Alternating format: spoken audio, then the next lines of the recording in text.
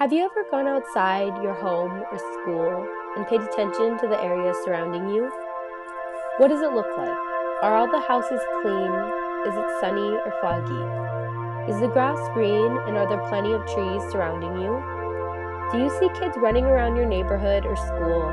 And are you able to refill your water bottles knowing the water is clean, uncontaminated? Now take a breath. Is it difficult to breathe or do you feel like you're breathing in fresh air? Now, imagine living near a factory, waking up to fumes and the sound of traffic, not being able to see the sun when you wake up in the morning. Instead, CO2 covers the skies, and by going to school or work, you risk getting major diseases. Now, no one wants to live in areas like these, but they do. Now, if you don't, then who does? 3 out of 5 African Americans live in communities like these. And instead of waking up to clean air, they wake up next to abandoned toxic waste sites with highly polluted air and high amounts of CO2. 3 out of 5 of the largest commercial hazardous waste spills are located in mostly African American or Latino American communities. African Americans are 79% more likely than whites to live in neighborhoods where industrial pollution causes the greatest amount of health risks. The people residing in areas within 2 miles of America's most hazardous waste facilities are by a majority of color. Now, what causes this?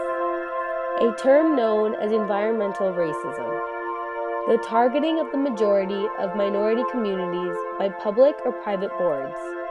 It's the racial discrimination of any enactment or policy that negatively affects low-income or racially selected communities. Keyword: minorities. In terms of environmental racism, the word minority is defined as a person from any racial groups in Africa, Hispanic or Latino race, Asian American, Native American, or Pacific Islanders.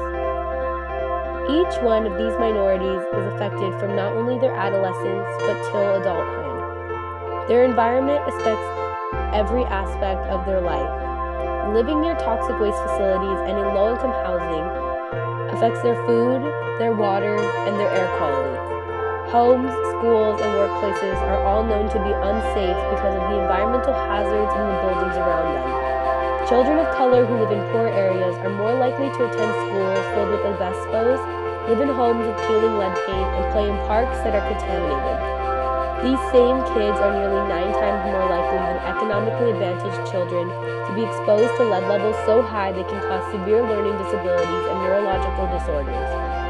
96% of the African American children who live in inner cities have unsafe amounts of lead in their blood. Now, many have tried to find solutions and taken actions against this. It's known as environmental justice. The Environmental Protection Agency has defined environmental justice as the fair treatment and meaningful involvement of all people, regardless of race, color, national origin, or income, with respect to the development, implementation, and enforcement of environmental laws and regulations and policies. Now, although many have taken an action against environmental racism through environmental justice, it is still impacting us today. So what can you do? You can plant a tree in low-income areas to improve air quality. You can spread awareness through internet or through your friends so that people can take an action to stop environmental racism. You can start a club at your school or make a petition to your congressman, to your president, in order to support improving low-income areas. You can make a difference. All it takes is one action, one word, or one signature in order to make a difference.